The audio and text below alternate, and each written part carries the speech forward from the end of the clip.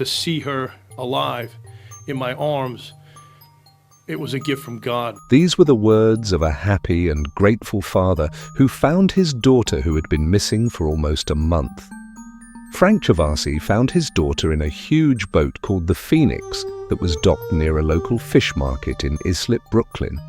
This resulted in the capture of 12 people who are charged with raping and human trafficking. But how did he find his daughter, and what happened to her while in captivity? Who were the 12 people who took part in her kidnapping? Let's find out. Emmarae's story begins on December 9th in Patchogue, on the eastern shores of Long Island. She was last seen at her home on the driveway standing barefooted. According to the New York Post, it was Alton Harold who picked her from her home and took her to an abandoned home 3 miles away in Bellport. Harold has since been charged with first-degree kidnapping and could face life in prison. At the time when she was missing, most people branded her a runaway and kept leaving stupid comments on Frank's Facebook page. Emma was being held against her will. But he refuted the claims, saying that his daughter may have left the house for stupid reasons, but she is not a runaway. Plus, child trafficking is real and parents should protect their daughters and even sons.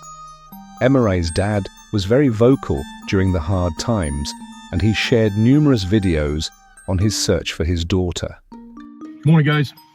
Today's day 24. Hate to report that there's zero signs of my daughter. Emmarae had a history of drug use and had just been released from a juvenile detention with a GPS ankle bracelet, but her father believed she had not escaped from home. He accepted the fact that Emmarae may have entered the car willingly, but he believed that she'd been groomed or coerced into it. This is actually the case, since she had been chatting with someone online who convinced her to meet up.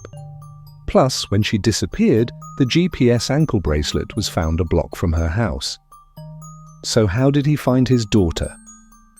Well, during the tough time when most of the world had given up on her, Frank was busy looking for her daughter. He kept sharing his progress with everyone on his Facebook page. Hello, guys. Today is day 22. Unfortunately, Emmarae is still missing. But everything changed on January 3rd when he got an anonymous call from a woman who told him the whereabouts of his daughter. Frank rushed to the islip where he found Emmarae in a yacht docked at the Whitecap Marina. Frank got an anonymous tip from a woman who is now charged along with the other suspects with crimes ranging from sexual assault, rape, and kidnap to endangerment of a minor and sex trafficking. Making the issue worse, a 42-year-old employee of a children's mental health facility where she had been sent to recover from her ordeal was also caught and accused of having sexual contact with her. Deshaun McLean was charged on Tuesday after the police investigated a claim from Emmarae and watched the surveillance footage. Other details of what happened to her after being kidnapped emerged through interviews with Frank, police statements, and legal proceedings. According to these sources, after leaving her home, Emmarae got into a vehicle with 35-year-old Alton Harold, who she had met online. Shortly after that, her ankle monitor was removed.